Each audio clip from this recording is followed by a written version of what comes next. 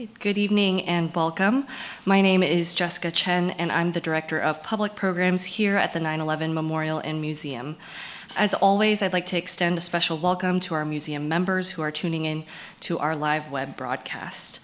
Tonight, we are joined by Karim Sadjadpour for a conversation about the situation in Iran and its impact on American national security and foreign policy.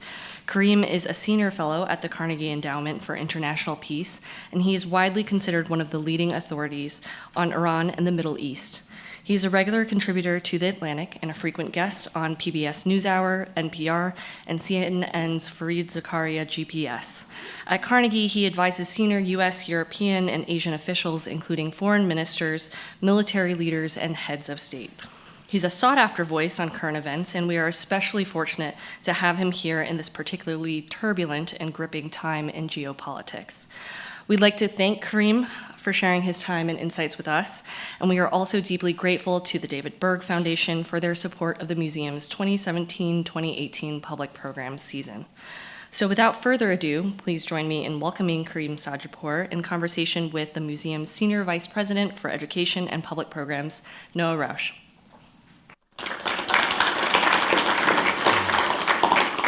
Thank you, Jess. Karim, it is a pleasure to have you here. Thank you. So we have quite a bit to cover tonight, and I want to start with Syria, where President Trump is debating how to respond to Assad's use of chemical weapons against Syrian civilians.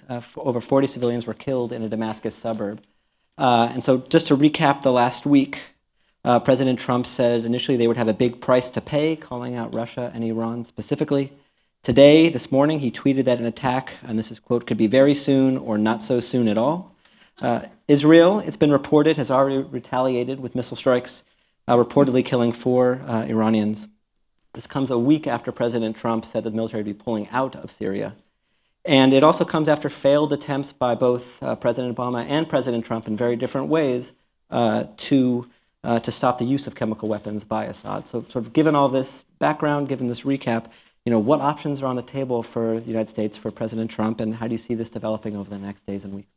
Well, first, Noah, thank you for having me. Thank you all very much for coming. It's an honor to be here. Syria is really the great tragedy of our modern times. When you look at the statistics of Syria, 500,000 people killed, over 12 million people displaced, and really no end in sight.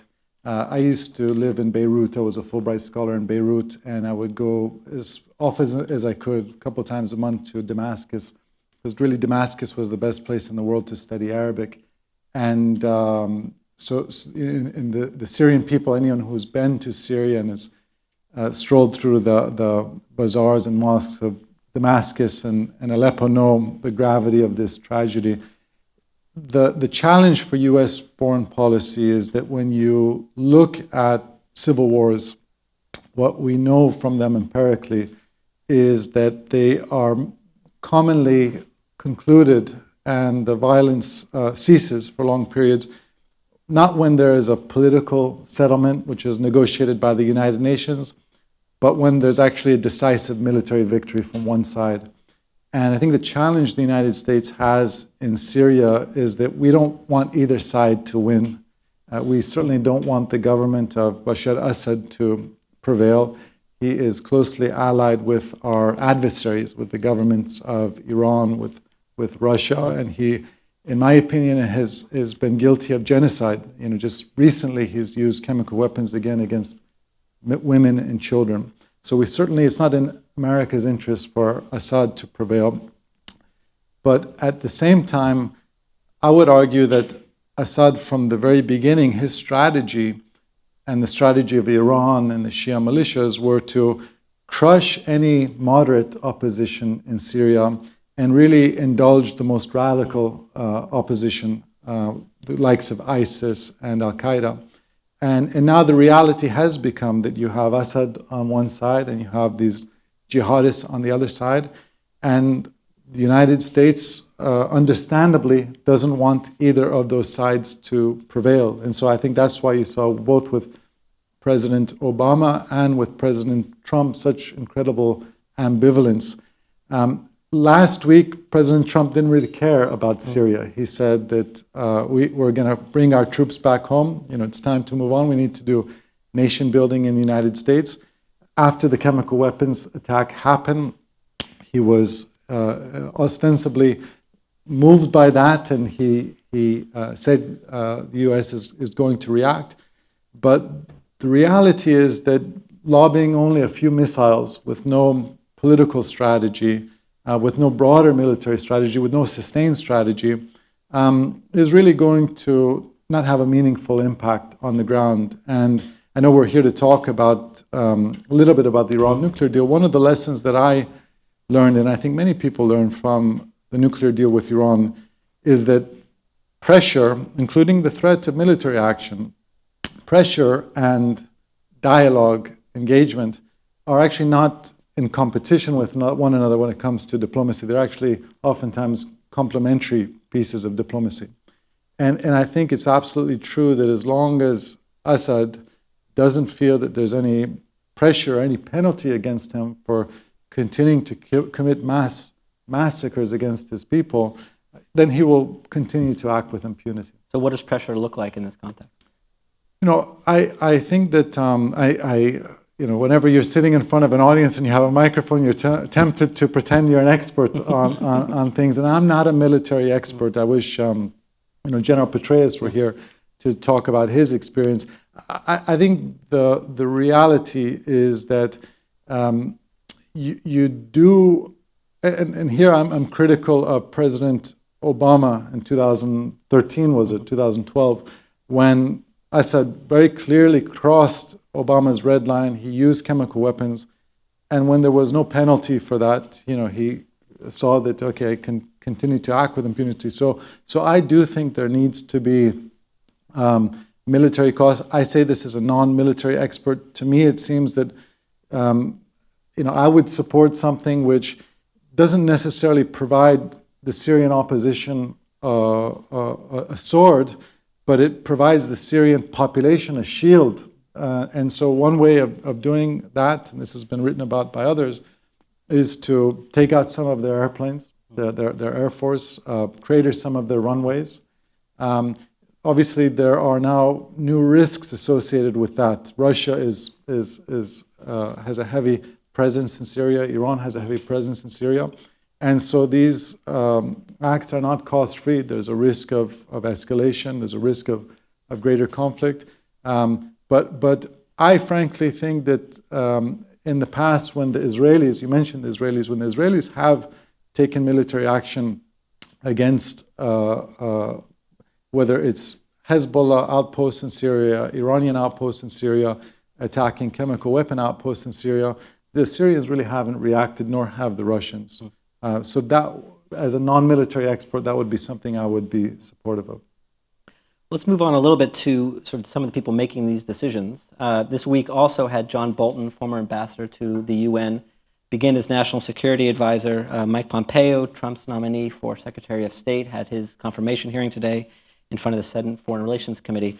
Do you see these staffing changes as a shift in policy, as a natural extension of where Trump is going anyway? And how do you see sort of their presence affecting policy moving forward? Well, with National Security Advisor Bolton, given the proximity of the National Security Advisor to the president, they sit just a few feet away. I think the National Security Advisor oftentimes does have an even more profound impact on presidential decision-making than even the cabinet secretaries, whether that's Secretary of State or Secretary of Defense. And there are very few people, if anyone I can think of off the top of my head, of experienced foreign policy professionals over the last 2 decades that have been more supportive of military action in a number of different contexts, whether that's Iran or North Korea, than John Bolton. So I really do think that the replacement of someone like McMaster, who served in war and I think saw firsthand the horrors of war, with someone like John Bolton, who never served in war and, as I said, advocates it more frequently than perhaps any of his peers, that is very meaningful. Not yet Secretary of State Pompeo, he hasn't yet been confirmed. Correct. I've been at Princeton all day, so I didn't see if he was confirmed. But he also, like Bolton, was vigorous opponent of the Iran nuclear deal. And so if you're trying to decipher what is the impact of the replacement of Rex Tillerson with Mike Pompeo and General McMaster with John Bolton, well, you took two individuals who were supporters of the Iran nuclear deal, Tillerson and McMaster, and you replaced them with two extremely vociferous critics and opponents of the nuclear deal. And so I would guess that that's tilted the balance against the nuclear deal, which was in a way kind of reinforcing the president's original instincts on this. And we can talk about where that may lead us in the coming weeks and months, because I think it does put us in a potentially perilous position. Well, let's get to the deal. The Joint Comprehensive Plan of Action, the JCPOA, which was signed in July of 2015, which basically has Iran curbing their nuclear program for a period of time for immediate sanctions relief. This wasn't just the United States. This was Russia, China, France, Germany, and the United Kingdom in this deal as well. And the negotiations took a couple of years, but a lot sort of happened before that as well. And so let's just sort of go back to that moment where negotiations start. And I'm just sort of curious if you could walk us through what brought the different players to the table and how the negotiations unfolded those couple of years before 2015. Sure. So some of you here in New York may have seen the play Oslo, which is a wonderful play. I recommend if you haven't seen it. And the way I think of the Iran nuclear deal is also like a three-act play. And so act number one in the play was engagement. When President Obama came to office in 2009, he made more effort than any U.S. president since the 1979 revolution to try to engage the government of Iran. And he made these unprecedented but ultimately unreciprocated overtures to Iran. And what that did was that it proved in the eyes of much of the world that the problem is actually not America, the problem isn't Washington, D.C., the problem is Tehran. And at that time, Iran's president, if you remember, was a guy called Mahmoud Ahmadinejad, who I used to joke that his memoirs is going to be called How to Lose Friends and Alienate People. He had this uncanny ability to gratuitously offend people with Holocaust denial and just a lot of stupid things he would say. And so Act Two of the play became coercion. It was Iran's isolation, and not just by the United States, as I mentioned, but the Chinese, the Russians, Europe. Almost overnight, they were exporting about 20%. They were importing about 20% of Iran's oil exports. Almost overnight, they shut that off. So there was a pretty robust global sanctions regime against Iran, which really forced Iran to come to the nuclear negotiating table. And so Act 3 of the play then became diplomacy. So Act 1 was engagement, Act 2 coercion, Act 3 was diplomacy. And the reason why it's so important to have a united diplomatic approach against Iran is that almost 100% of trade with Iran is with countries other than the United States, because the US and Iran have been estranged for 4 decades now. We trade very little with Iran. So if we unilaterally sanction Iran, we don't really trade with them, so that doesn't really have much of an impact on them. But if you wage a full court press and you say, okay, Europe is going to stop importing your oil, the Chinese are going to import Saudi oil instead of Iranian oil, no companies, the way these sanctions were set up by the US Congress, it essentially forced companies and countries around the world to make a pretty simple choice. And that was, do you want to do business with America or do you want to do business with Iran? And apart from, third tier Malaysian banks or Chinese banks, that was an obvious choice. It was an easy choice for, the major corporations of the world who are heavily invested in the United States. And so, as I mentioned earlier, it was that combination of rigorous diplomacy coupled with pretty significant pressure which helped produce the nuclear deal. And I think the danger this time around, if this nuclear deal falls apart, is threefold. One is that we are not going to have that same international coalition that we did several years ago, because our European partners, certainly our Chinese and Russian partners, believe that Iran has actually been in compliance with the deal. So if we blow it up and we say to those countries, okay, now we want you to sanction Iran, we want you to forsake your own commercial interests in Iran, to please us, they will say, it's you, the United States, who have reneged on your end of the deal. The Iranians are actually in compliance, so why should we forsake our own interests to placate you? That's one.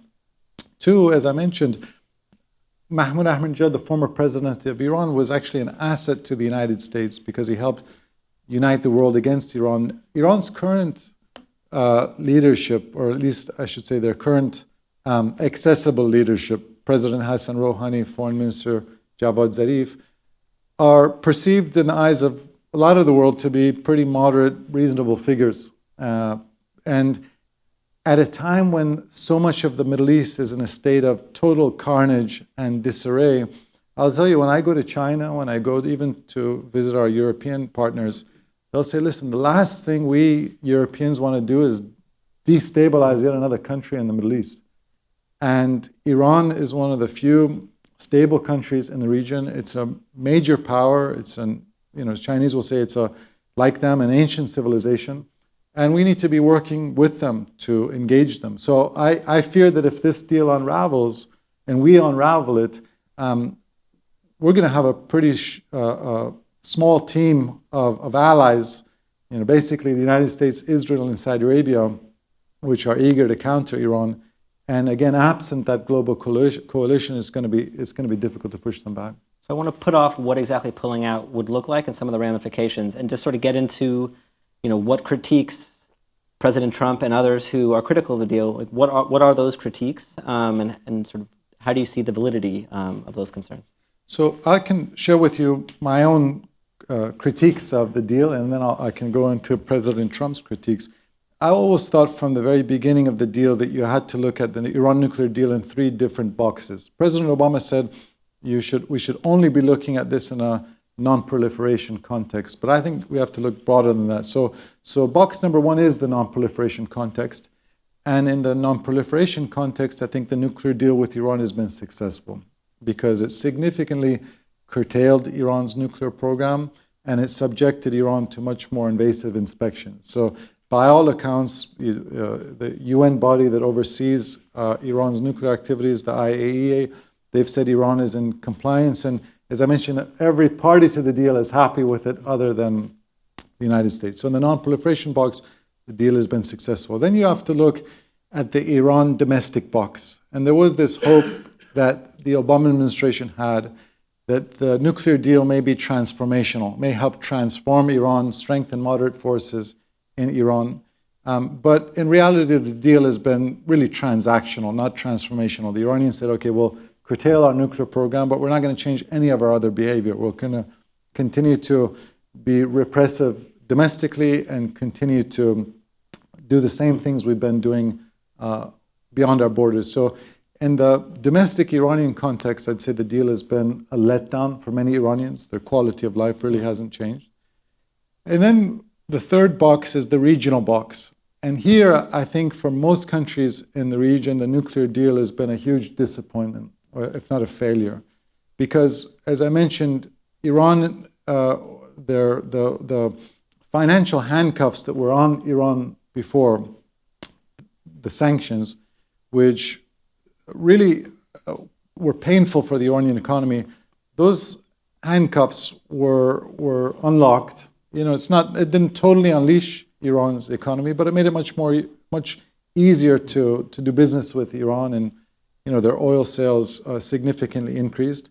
And I think it is fair to say that Iran hasn't used the proceeds of the nuclear deal to try to make their domestic economy more prosperous. We've seen that they've continued to double down on groups like Hezbollah, Hamas, Islamic Jihad, the Assad regime in Syria, Houthis in Yemen, Shia militias in Iraq. And so I think you have to look at it in those three boxes, and it's been a mixed review. In my opinion, though, the deal has been positive. Now, I'll say briefly what are President Trump's, or the Trump administration's critiques. They have three critiques specifically with the nuclear deal in the non-proliferation context. One, they say that there shouldn't be what's called a sunset clause, that in 10, 15 years, Iran will be free to resume a lot of its nuclear activities and have a pretty robust, advanced nuclear program, which could be which could have a weapons capability. So they are critical of the sunset clause, and they want to extend these restrictions for many more years. Number two, they say that they want to have much more invasive inspections against Iran. And number three has to do with missiles, limiting Iran's ability to produce, manufacture, use long-range missiles. I think the challenge that the Trump administration has, and I'm not trying to be, I was telling Noah earlier, I work for a nonpartisan institution and testified many times before members of Congress, both on Republican and Democrat side. But I think, if we're being honest here, the challenge is that you have a president who has said this Iran nuclear deal is, quote unquote, the worst deal in history. But it's very clear he hasn't read the agreement. It's 159 pages. It's very technical. And his critiques are always, they're never really specific. So it's clear he has not read the agreement. And it's clear he's not likely going to read any addendum to the agreement. So the challenge here is, how do you convince the president that you've strengthened those three elements of the deal if he's not going to read the very technical document which we're trying to negotiate now with the Europeans to strengthen the deal. So even if we are able to reach some type of a consensus with our European partners about strengthening these 3 points, the Iranians could well react to that by saying, listen, we had a negotiated agreement and you're now changing your terms of the deal, so therefore we're going to reconstitute our activities. You're going to change your end of the contract, we're going to change our end. Do you see that as likely? I do see it as likely, yeah, because there's a couple ways to think about this. One is that Trump says, okay, we're just going to unilaterally withdraw from this agreement. The United States is going to unilaterally withdraw from it, kind of like the Paris Accords. But our partners in the P5+1, if they want to continue doing business with Iran, that's fine. He may think he can do that, but in reality, what happens is that if we pull out of the deal and the economic sanctions against Iran aren't waived, and so they kind of kick back into effect, a lot of the European banks, European companies, their compliance departments will say, listen, it is now technically in violation of the law for us to be doing business in Iran. And as I mentioned, even if their contracts in Iran are, say, $100 million, their contracts in the US are probably 10, 20, 30, 100 times that. And so it becomes kind of an easy way to get rid of the headache by saying, okay, we're not going to do that anymore. Forget about Iran. And so I think what's most likely to happen if we try to change our terms of the deal, or if we pull out of the deal, the Iranians will say, okay, you've reneged on your end of the deal. We're going to reconstitute our program. But I would argue the Iranians are shrewd enough not to go from 0 to 100. So they'll put their foot on the gas in a way. They'll go from 0 to 20 in a way that kind of creates fissures within the P5+1, within the international community, because they're not going to react by saying, okay, you violated your end of the deal. Now we're going to go for a bomb and we're going to kick out all the inspectors. They want to continue to have plausible deniability, to say that, okay, we're only pursuing a civilian nuclear energy program, but they will do that. They will essentially pursue a nuclear weapons capability still under the guise of a civilian nuclear energy program. And the danger here is that, as I said, even if they're going 20 miles an hour, they're gradually inching their car closer to Nuclearville. And I think for the Israeli government in particular, their threshold for military action is much lower than ours. And when you have a government in Iran which believes that Israel is a cancerous tumor, quote unquote, and should be wiped off the map, they feel that this nuclear capable Iran poses an existential threat. But this is not. The military strikes against Iran are not the same as lobbing a few missiles against Syria and then, forgetting about it. Iran has much greater capability to react. So, you talked about negotiation. We could talk about what exactly that would entail. But what else does the administration have at their disposal to allay some of their concerns with the deal? The administration has? Yeah, I mean, what else can you, besides sanctions, what else could the administration do to allay some of their concerns if negotiation, renegotiating the deal isn't plausible? Allay the U.S. concerns to penalize Iran? Yeah.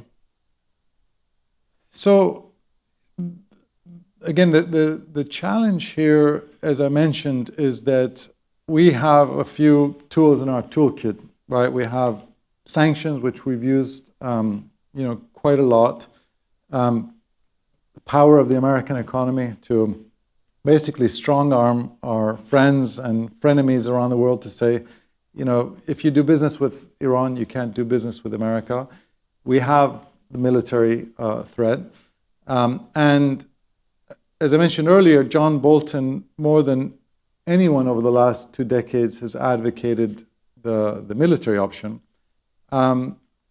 The concern is that in the 9/12 world, that's a term I just learned today, the 9/12 world, the post-September 11th world, it's evident, certainly to the Iranians, I would argue probably to the Russians as well, that the American public is not really interested in prosecuting more wars in the Middle East. We're not really interested in putting more blood and treasure in the Middle East. And I think this is kind of the cognitive dissonance of both President Trump and, seems to me, Secretary of State Pompeo, and that Pompeo was elected, I believe, with the Tea Party when he came to office as a member of Congress from Kansas.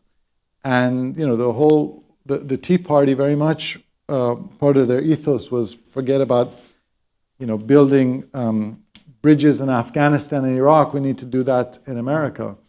And so there is a dissonance there when we're with President Trump as well, saying we need to pull our troops out of Syria, it's time to do nation building at home, and then simultaneously say, but we're going to counter Iran and we're going to get out of the nuclear deal.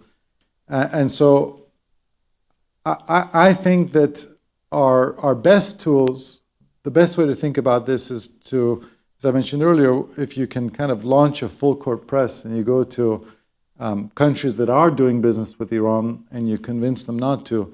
But you can only do that if it's perceived that you've made a good faith effort at diplomacy and you've exhausted diplomacy. And that hasn't been the case with this administration yet. And pulling out has unintended consequences. You write about, and this is sort of as we transition to sort of the broader regional ambitions of Iran, the symbiotic relationship between Iranian ambition and Arab disorder. They've been able to locate themselves in these countries that have slowly or quickly sort of fallen apart. So I wonder if you could sort of speak to that aspect of it. Sure. So the paradox of Iran right now is that it's probably more powerful outside its borders than it's ever been, certainly since the Persian Empire. But within its borders, it's perhaps more vulnerable than it's ever been. There's protests happening on a daily basis in Iran. And so, in my opinion, when you look at Iran's role in the Middle East, it's attributable, Iran's outsized influence at the moment is attributable to a couple factors. One was the Iraq War. And the Iraq War, people forget about this now because it was so long ago, but one of the goals of the Iraq War was to have kind of a 2-in-1 package. This was what was intended by the Bush administration, that you take Saddam Hussein's government and you replace it with a Shiite-led Iraqi democracy, and that Shiite democracy in Iraq will spread to Iran, to Iran's Shiite theocracy, and bring down the Iranian government. But the exact opposite happened. Instead of spreading Iraq's Shiite democracy to Iran, we spread Iran's Shiite theocracy to Iraq. And Iran, at the moment, is the most important outside player in Iraq. So the Iraq War was a significant factor in allowing Iran to spread its influence post 9/11. The other factor has been the Arab uprisings. We used to call the Arab Spring. It certainly doesn't feel like spring anymore. But the Arab uprisings, so the tumult in Syria, in Yemen, to some extent in Lebanon, Bahrain, but basically the power vacuums that were created as a result of the Arab uprisings and the Iraq War has given Iran enormous influence over four Arab capitals, right? Damascus, Beirut, Sana'a, and Baghdad. And so what we're looking at is not necessarily the great power of Iran, but the great weaknesses and disorders of the Arab world. And historically, the United States would serve to try to counterbalance Iran in the region. But, it's not something which is a tough sell domestically to send American troops into Syria or keep them in Iraq or in these other places. And one thing I'll say, which is, because these days, arguably the greatest source of tumult in the region, the greatest conflict in the region, which is producing bloodshed, is no longer the Israeli-Palestinian conflict, but the Iran-Saudi conflict. The huge advantage Iran has over Saudi Arabia in its head-to-head conflict is that there's a perception that, well, Iran is Shiite, and so supports Shia radical groups like Hezbollah and Shia militias. And Saudi Arabia is Sunni, and therefore it supports Sunni radical groups like Al-Qaeda and ISIS. That's actually not true, in my opinion. What is actually the huge advantage Iran has over Saudi Arabia is that almost all Shiite radicals, whether you're Lebanese or Iraqi or Pakistani or Afghan, almost all Shia radicals can find a place of employment with the Iranian government. They can fight for the Iranian government will employ them. Sunni radicals, on the other hand, ISIS and Al-Qaeda, they actually want to overthrow the Saudi government. They see the Saudi government as illegitimate. So this is a huge asymmetrical disadvantage that the Saudis have because they actually can't fight fire with fire. They can't really support Sunni radicals to counter Iran Shia radicals because those Sunni radicals actually pose far greater existential threat to Saudi Arabia than to Iran. And so the current tumult and power vacuums really advantage Iran certainly more than the United States or Saudi Arabia.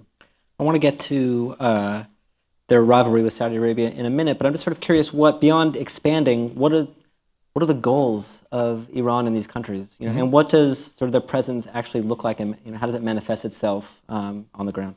So I think the most incisive quote on Iran comes from Henry Kissinger, former Secretary of State Henry Kissinger, and he said, Iran has to decide whether it's a nation or a cause. And I would argue that this current Iranian leadership, led by Supreme Leader Ayatollah Ali Khamenei, they really have seen Iran as more of a revolutionary cause than a nation state.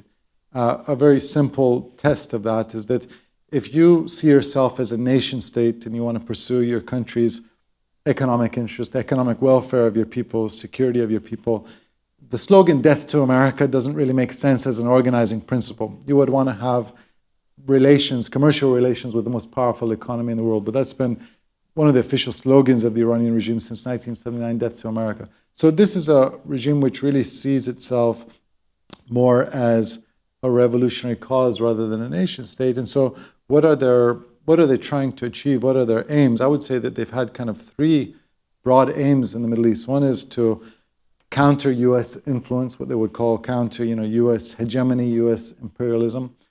Number two is the rejection of Israel's existence. And their strategy for rejecting Israel's existence isn't, to seek the military annihilation of Israel. They know that they're significantly outmatched. Israel has over 150 nuclear weapons. Iran doesn't have any. So they won't be able to achieve the military annihilation of Israel. But their plan is kind of this war of attrition and what they would call kind of the medium to long-term political dissolution of the state of Israel. So that's pillar number two, opposition to Israel's existence. And as I mentioned, pillar number three is the rivalry with Saudi Arabia, which has kind of three components to it. There's a sectarian component, Shiite Iran versus Sunni Saudi Arabia, ethnic component, Persian Iran versus Sunni versus Arab Saudi Arabia, and an ideological component, U.S. Opposed Iran versus U.S. aligned Saudi Arabia.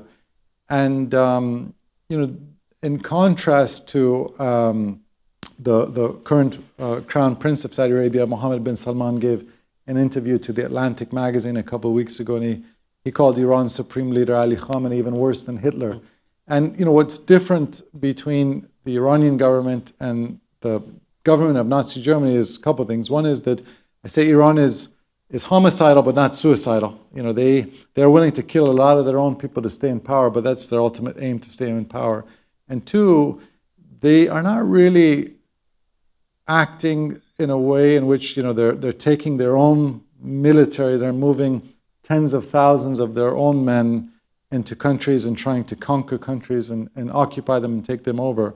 They really act more stealthily through non-state actors, and they've really mastered that well with Lebanese Hezbollah, which has been a 4-decade project for them in which they've invested in.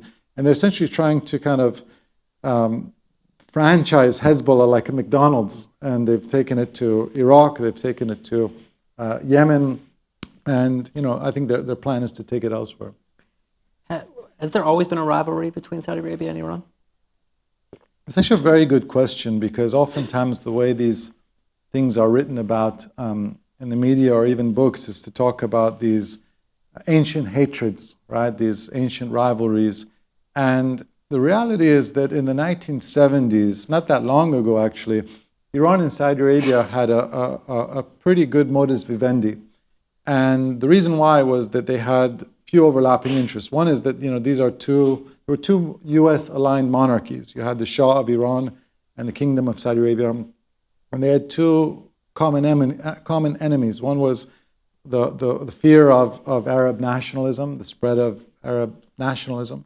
And number two was communism in the Soviet Union. They both very much feared that. And what changed was the 1979 revolution, when, as I mentioned, Iran went from being kind of a country which saw itself as a nation and espoused Iranian Persian nationalism to a country which saw itself more as a cause and espoused Shiite nationalism.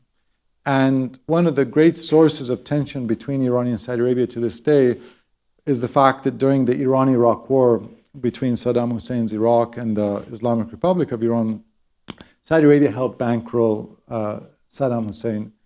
And this is something that to this day, when you talk to Iranian officials, they still feel very incensed by the fact that Saudi Arabia and Gulf countries bankrolled Saddam Hussein in a war that created 500,000 Iranian casualties. I want to shift in the time that we have left to internal politics. But before we do, I want to take a step out, because this is something I think that some have it's hard to wrap your head around, which is the power structure within Iran. So you have the supreme leader, you have the president, you have the Revolutionary Guard. Just if you could talk about how they relate to each other, the power struggle there, because we sort of think of this as a monolith, but in fact there's internal power struggles like there is in most countries. Mm-hmm. So one way of thinking about it is that Iran's most powerful actors aren't accessible, and Iran's most accessible officials aren't powerful. So the most powerful guy in Iran is the supreme leader, Ayatollah Ali Khamenei. He has not left Iran since 1989. He's a 78-year-old cleric, and I would argue he's the second longest serving autocrat in the world after the Sultan of Oman. And he is very clever. He's a clever Machiavellian operator in that he has kind of figured out how to wield both a sword and a shield. The sword that he wields are the Revolutionary Guards, who have become the most powerful institution within Iran economically, politically, and Iran's sword in the Middle East. They report to him? They report to him. He's their commander-in-chief. And so that has been a great source of his domestic power, and they're the tip of Iran's spear in the regional context. But at the same time, he also has a shield. And his shield is Iran's foreign minister Zarif, who is very accessible, right? He's someone he studied at the University of Denver. He goes on Fareed Zakaria. He speaks at the Council on Foreign Relations. He goes to the World Economic Forum. But he doesn't really have power to make decisions. He's someone who, when John Kerry was Secretary of State, he probably spent more time talking to Zarif than any of his other counterparts. And he obviously can relay messages, but he's not a powerful figure that can make decisions. And so this is a perennial challenge that the United States, Saudi Arabia has faced in our dealings with Iran, and that the people who make decisions we don't have access to, Khamenei, Qasem Soleimani, who's head of the Quds Force unit of the Revolutionary Guards. So the people we don't have access to, the people we have access to really can't deliver, and the people who can deliver we don't really have access to. The other thing I'd say about Khamenei that's been one of the keys to his longevity is that his model is to wield power without accountability. And in order to do that, he needs a president who has accountability without power. And he's really kind of perfected this quite well. So you have a president of Iran, a guy, Hassan Rouhani, who at the moment, he is being blamed for a lot of Iran's economic malaise. People saying, Rouhani didn't deliver, when in reality, he doesn't really have that much power to deliver. And so Khamenei has done kind of a clever job of insulating himself against public disaffection by having a president out there who, has a public agenda and a public platform. And he, behind the scenes, wields far more authority, but he doesn't really have the corresponding accountability that comes with his power. The protests that you're talking about, which started at the end of last year and have spread into this year, 80 cities, 5,000 detained, 25 killed, and it seems that the focus is economic inequality. And so is that how you sort of think of them? Is that how they started, and have they morphed since then? Because they are railing against not just Rouhani, but also the supreme leader as well. So I think what's somewhat unique about Iran among authoritarian regimes that it's not only politically authoritarian and economically authoritarian, but it's also socially authoritarian as well. And so oftentimes you'll have governments like, say, Cuba, which are obviously politically and economically authoritarian, but they allow people their social release. You can go out with your girlfriend or boyfriend, or you can go have a rum and coke or beer or, dance. And in the Islamic Republic of Iran, even that is outlawed. The regime wants to have a role in your private lives as well. Women being forced to wear the headscarf. People can't drink alcohol, or you can be penalized for going out with your non-married couple. And so I think that the overwhelming frustration people have in Iran is certainly economic. But at the same time, when you are accusing your political representatives of plunder, that's inherently political. It's not merely economic. And what I tell people is that if you, in the United States, you find out that your clergyman, whether it's your rabbi or imam or priest, is cheating or stealing, that makes you even angrier than if someone else from your community is seen as stealing. And in Iran, your politicians and your clergymen are oftentimes one and the same. And so when you're ruling from a moral pedestal and you're telling people what to do in their private lives and how to live their lives, and you are being accused of graft and plunder and massive corruption, I think that angers people even more than if they were just run-of-the-mill corrupt politicians. And so it is economic, but it's much deeper than that. And I think this is another paradox I say about Iran, that in most of the Arab world or most of the Middle East, you have secular autocrats that are trying to repress Islamist opposition, right? Sisi in Egypt is a good example, a secular general who's trying to repress the Muslim Brotherhood. Assad in Syria, the Gulf leadership, basically secular monarchs, and they're most worried about their Islamist opposition. Iran is the opposite dynamic. You have an Islamist leadership who are trying to repress an opposition which is secular. They're trying to, the folks who are opposed to the Iranian government, they're trying to actually separate mosque and state, not join mosque and state. And I think the reason why that dynamic is important is that the people in Iran society, people who want change, they don't believe in martyrdom. They don't believe in going out and, conducting suicide operations or getting killed for their cause or dying for their cause. So you have a regime which believes in martyrdom against a society which doesn't believe in martyrdom and is not willing to get killed or kill for the cause. And so for that reason, I think the pace of change in Iran is going to be slower than many people would like. So in light of that, how unique is it that they're calling out leaders by name and protesting in the streets? It's significant because in 2009, when there was massive protests in Iran, a few million people took to the streets, they were not immediately calling for an end to the system. You know, the initial chant was in protest of the tainted re-election of Mahmoud Ahmadinejad. So people's chant was, "Where's my vote?"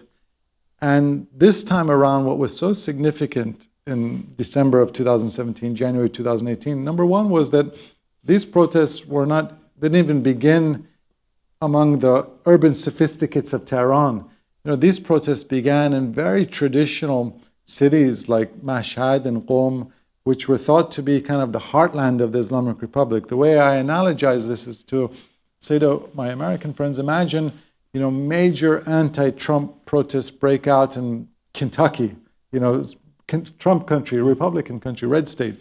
And that's what happened in Iran. These are very religious cities that were thought to be strongholds of the Islamic Republic. And then the slogans, as you alluded to, they immediately went from 0 to 100 to say, you know, let's get rid of the Islamic Republic, death to the supreme leader, people saying, forget about Syria, think about us, protesting Iran's regional adventurism.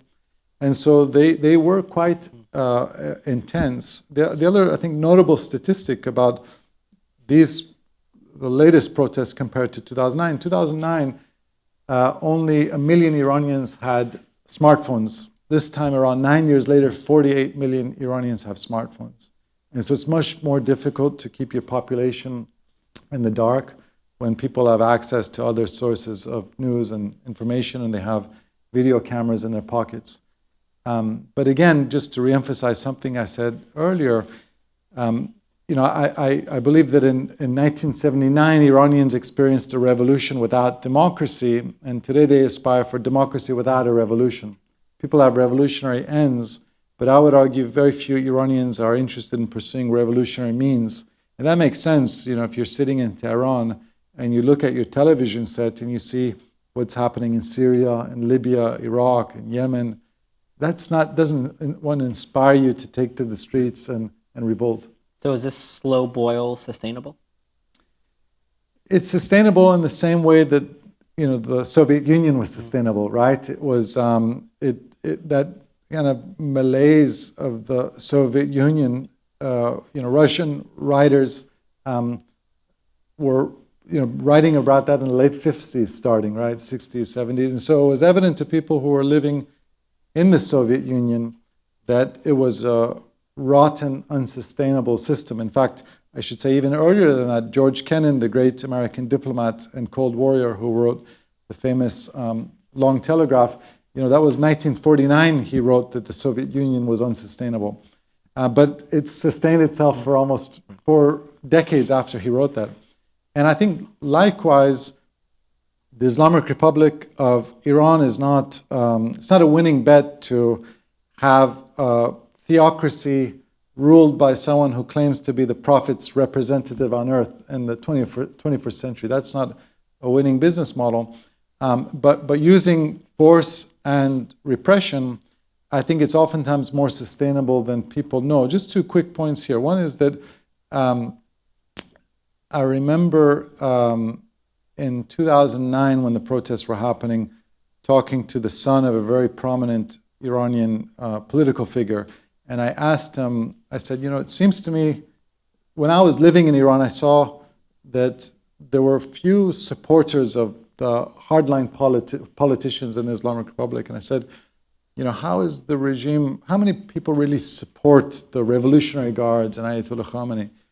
And what he essentially said to me is that what matters in Iran, and I think this applies to authoritarian regimes more broadly, what matters for authoritarian governments is not the breadth of your support, it's the depth of your support. So if you have only 10% of the population, but it's the 10% who are armed and organized and willing to kill for you, That's more important than having 60% who will say things about you on Facebook, right? But they're not organized, they're not armed, they're not willing to do anything about it. The Islamic Republic has that. Number two, this is a theory from a North African philosopher called Ibn Khaldun, I believe 14th century North African philosopher who was thought to be the father of modern sociology. And Ibn Khaldun had this theory called asabiya. It's oftentimes called the power cycle theory in political science literature now. And it essentially says that empires are built and destroyed over 3 generations. The first generation, they're hungry, they are vigilant, they come and they build it. The second generation are kind of observant to see how the first generation built it, and so they're able to preserve it. And by the third generation, it's just these kind of palace-reared princelings, these softies who end up losing it. And you see, Soviet Union was essentially 3 generations. You see this oftentimes applied to the corporate world. You look at a company like Walmart. Sam Walton was, born into poverty and started this billion-dollar company. His grandchildren were born billionaires. They're not born with the same grit that Sam Walton had. And I think the Islamic Republic is entering its second generation of leadership. My guess is that this system still could have another perhaps even generation before things start to change. But John Kenneth Galbraith famously said that economic forecasting exists to make astrology look respectable, and I think that applies even more so to Middle East forecasting. So with that, I'll have one more question, then we'll open up for a Q&A. I'm curious, thinking about the protests and thinking about sort of this moment, and every president faces this, is what do you do? Because speaking up and offering a statement in support cuts both ways. And so I'm curious, sort of in this moment, does it do more damage than not? I mean, does it sort of help that other 60%, whatever it is, rise up and feel empowered enough to continue in face of the guns and the organization? Or is it the other way around? Under normal circumstances, I think it is useful and can be powerful when the United States stands for values, human rights, democracy, and the United States can serve as a powerful example for other countries. I frankly don't think that really applies with the Trump administration, and I don't think that Iranians are looking to President Trump for leadership or moral support. I'm generalizing here. It's a country of 80 million people, so I'm going to get hate tweets from Iranians who would want that. But I would say on the whole that there are, let me say kind of what are the practical things that the United States can do, because I think even more important than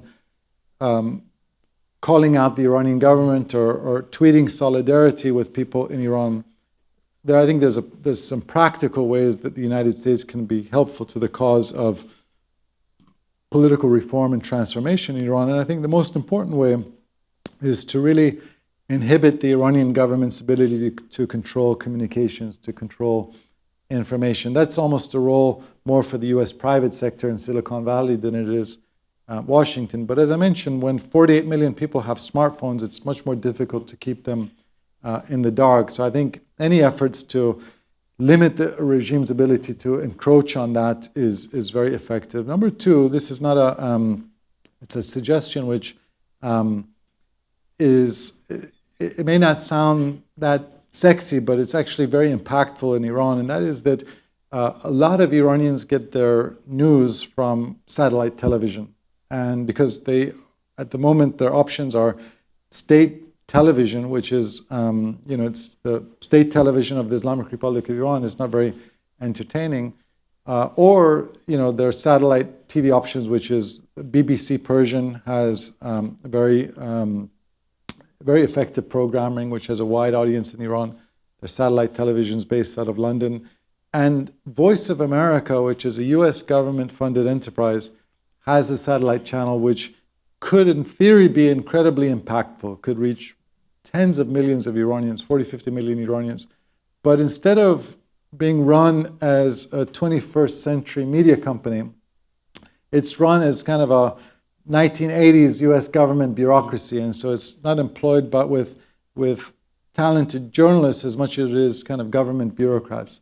And so if I were asked, which this White House is not going to ask me, but if they did ask me, what would be the most powerful thing we could do to help the cause of change in Iran, more than any tweets or harsh language against Iran or statements of solidarity, I would say try to fix Voice of America, because that is, it can impact 40, 50 million Iranians on a daily basis.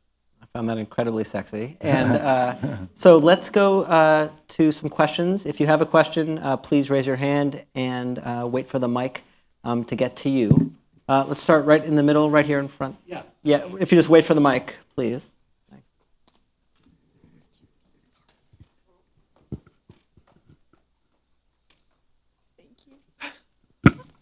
Thank you so much. Thank you so much for coming. Mercy. Thank you. We have this horror show, the thing that frightens me the most in the Middle East these days, in Yemen. The war that is perhaps underreported. And I see awful things all around, but particularly for the Shia community generally. It almost seems like there are some leaders in the Middle East, above all the Crown Prince in Saudi, who seek to delegitimize even being a Shia Muslim. Am I too worried? Well, I don't think there is any worry which would be excessive about Yemen. Yemen is arguably, in some ways, even more than Syria. The casualty figures in Yemen are not the scale of Syria, but if you look at cholera epidemics and malnutrition, starving of children, it's certainly competitive with Syria. And so that is absolutely a human catastrophe, which the United States is in some ways even more implicated in, because it's U.S. weapons which were provided to Saudi Arabia, which are being used in Yemen. My interactions with the leadership in Saudi Arabia is a little different in that I think that what they obsess about is not Shiites writ large. They're obsessed with the kind of Shiite revolutionary ideology of the Iranian government. And what they would say is, listen, we don't have a problem with Iran, we have a problem with the Islamic Republic, right? And in fact, what we were talking about earlier, they have this nostalgia for the 1970s when Iran was a monarchy, Saudi Arabia was a monarchy. Iranians were still Shiites, but there was this, modus vivendi. But in some ways, I'm not an expert on Yemen, but in some ways, I think most Yemen experts would say that it's a somewhat easier problem to resolve than Syria, because in Syria you have this combination of great power rivalries, Russia and the United States, Iran, Gulf countries. You have tons of cash and you have religion. In Yemen, you have essentially a small minority, Houthi minority, which historically have managed to be co-opted by the Saudis, financially co-opted by the Saudis. And so I think there is a valid critique of Saudi Arabia to say, listen, there's not a military solution for you in Yemen. You're not going to be able to eradicate Iranian influence. You're not going to be able to eradicate the Houthis. On the contrary, your war is in some ways counterproductive in that it's actually strengthened Iran's presence and it's strengthened the Houthis. But as long as you have this disparity where you have two countries bordering one another, one is one of the poorest nations in the world, Yemen, and Saudi Arabia, you have one of the richest nations in the world.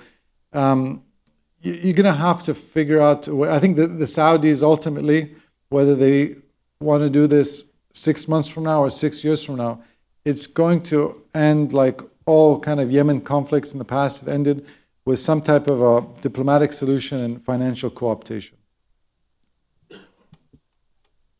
Yes. Right here. If you can right here, you see him. Oh, sorry. Hi, thank you. So what do you think the real reason is for the U.S. to be so upset about the death of 25 people with chemical weapons when for 7 years we really didn't care that much about the death of 500,000, and we certainly didn't do anything to help refugees come into the U.S.? So why all of a sudden is there this moral fiber that goes across the U.S. and Europe for the death and the use of chemical weapons? What's the difference between killing people with chemical weapons or machine guns or cluster bombs or however you kill 500,000 people? I think all Syrians would very much share that sentiment. That in fact, since the chemical weapons attack happened, far more people have been killed with conventional weapons. And so I think part of it is just the impact it has on people watching television or watching on the internet, that the images of children being attacked with chemical weapons or emote people in a way which the barrel bombs maybe don't. It was a red line which was initially drawn by President Obama to say once they've crossed that line of using chemical weapons. But what Assad has done in some ways, if you compare Syria and Libya, there's a lot of differences, but one big difference is that in Libya we partially went in because there was a fear that Gaddafi was going to commit genocide, to kill 10, 20, 30,000 people in a very short period of time, like a week, just to mow down entire cities and villages. And what Assad has done has been basically, hundreds of people per week over 7 years, which have now, as you mentioned, now tallied to 500,000 people. And I'm always reminded of this quote, perhaps apocryphal, from Stalin. I think he said that, one death is a tragedy, a million deaths is a statistic. I think for many people now in the U.S., it's no longer front page news, apart from when Assad does use chemical weapons. If he kills 50 people in a barrel bomb, it doesn't make front page news. And again, I think that there is a widespread sentiment around the country that we tried bringing democracy or good governance or freedom to the Middle East and Iraq and Afghanistan. We spent $1 trillion. We didn't get much return on investment. And here we have two parties in a civil war, and we don't want really either side to win. One point I'll make about this is that one thing I've been surprised about is when I do national public radio, and if I refer to Assad as a dictator, I get a lot of hate mail from people in middle America who I'd never guessed would even be thinking about Syria. And it's oftentimes people from evangelical communities. And they say, you don't know that it's Assad that is the protectorate of the Christian community, which is a very now small community in Syria, and is preventing them from being killed en masse, preventing them from genocide. And if we allow these jihadists to win, then the Christian community is going to be totally wiped out. And so Kissinger famously said that when you're in government, the big decisions are oftentimes 51-49. There are not, we're choosing between less bad options in Syria, but I think I share your sentiment, if I get it correctly, that barrel bombs are no better than chemical weapons, and that should outrage us just as much. Since I have the mic, I'm going to sneak in one other quick question. What do you see 20 years down the road in this Game of Thrones with the U.S., Russia, Syria, and all the other Middle Eastern countries and Israel? What do you see as an outcome in a way that the world could finally have peace in that region? One of the things that worries me about the Middle East is that during the time of the Cold War, when you had the Soviet Union and you had the Eastern Bloc countries, those authoritarian regimes didn't allow many of their citizens to actually flee abroad and to emigrate, and they shut down their borders. And so what ended up happening oftentimes is that, the best minds in those countries actually couldn't leave, and they stayed behind, and they were dissidents. And they helped, in many ways, change those places, whether we're talking about, Czech or even, Poland, Lech Walesa, even, Russia. You had powerful intellectual community and dissident community. One of my concerns with the Middle East is that these authoritarian regimes, whether it's Iran or it's Syria or others, say, you don't like us, you don't like it here, don't let the door hit you on the way out. Go ahead, you can go to Germany, Canada, America, if you're lucky, Australia.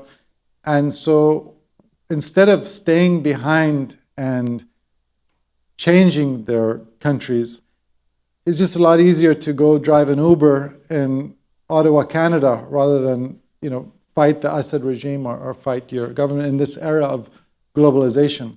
So I have to say that, I worry that the same experience that Iran has had, it's been a very bitter experience for Iranians. But after 4 decades of joining mosque and state, I think Iranians have become the most secular population, arguably, in the region, because they don't romanticize about living under a theocracy because they've experienced it firsthand. And my sense is that probably a lot of countries in the Arab world are going to have a similar experience of living under extreme circumstances or experiencing, the joining of mosque and state to have a similar maturation and evolution. So I have to say I'm not terribly optimistic that in 10, 20 years' time, we're going to have turned the corner and seen a liberal transformation in the region. We have time for one more question along the side here. Where do you see the man, woman on the street in Iran? Are they looking at it as a cause, or are they looking at it as a nation? And do they want to go with Hezbollah, or do they want to go with being Persian/Iranian and doing business with the world? So I'm not sure if I mentioned this earlier, but what I say about Iran, the paradox of Iran is that you have a regime whose most extreme elements want to be North Korea, and a society whose majority elements want to be South Korea. It's a society which really doesn't prioritize militarization, nuclearization. They want to be integrated. They don't want to be isolated. They want to be economically prosperous. It's a very proud country. Iranians are among the most nationalistic, patriotic people in the world. But they want to be Iranians, but they want to be part of the outside world, integrated with the outside world. There's a wonderful apocryphal story from a king of Cambodia in the 1950s, and he's deciding where to send his son, the prince, for university. And he tells his aides that the options are either Moscow State University or the Sorbonne in Paris. And after a couple of days of deliberation, he tells his aides, I've decided to send the prince to Moscow State University. And they say, why would you do that, Your Majesty? And he says, well, if I send him to the Sorbonne, he'll become a communist. And so in today's Middle East, I joke with my Arab friends, if you're worried about your children becoming Islamists, you should send them to study abroad programs in Iran, because they will not leave that experience thinking that it's a wise idea to join mosque and state and be a theocratic government. And so for that reason, Shimon Peres famously said that he was asked decades ago about prospects for an Israeli-Palestinian peace deal. And he said, the good news is that there's light at the end of the tunnel. The bad news is there's no tunnel.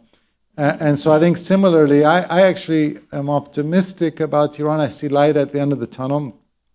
I don't see a tunnel yet to get from where people are at the moment to where they want to go. And that pace of change, as I mentioned, is probably going to be slower than people want.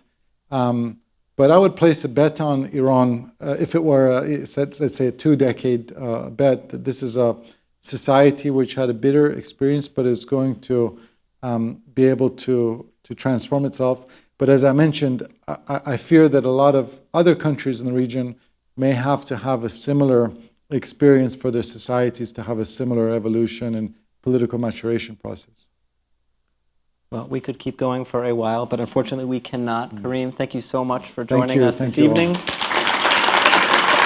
And please, next Wednesday, join us with C. Christine Fair from Georgetown, who will be discussing our evolving relationship with Pakistan. Thank you.